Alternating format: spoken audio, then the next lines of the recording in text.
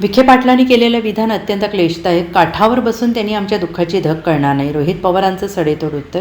उपमुख्यमंत्री अजित पवार यांच्या 28 जानेवारी रोजी झालेल्या अपघाती निधनानंतर राज्याच्या व राजकीय वर्तुळात आरोप आणि प्रत्यारोपांना उधाण आलेलं आहे. या पार्श्वभूमीवर राष्ट्रवादी काँग्रेस शरद पवार गटाचे आमदार रोहित पवार यांनी घेतलेल्या पत्रकार परिषदांमुळे नवा वाद निर्माण झाला होता. 10 फेब्रुवारी रोजी आणि 18 फेब्रुवारी रोजी घेतलेल्या पत्रकार परिषदेत रोहित पवार यांनी विमान अपघाताच्या चौकशीबाबत काही प्रश्न उपस्थित केले. त्यानंतर भाजपचे ज्येष्ठ नेते राधाकृष्ण विखे पाटील यांनी रोहित पवार अपघाताचे राजकारण करत असून लोकांचा बुद्धिभेद करत आहेत अशी टीका व्यक्त केली.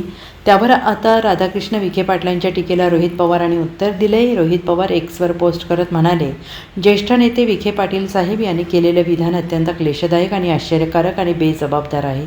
अजितदादांसारख्या दुर्दैवी प्रसंग कोणाच्याही कुटुंबावर ओढावू नये. वेदना काय असते ती ज्याचं त्याला कळतं.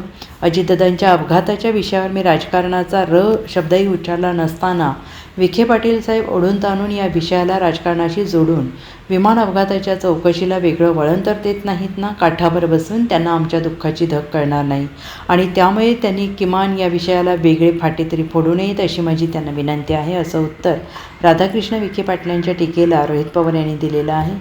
Bureau report, SBN Marathi, Mumbai.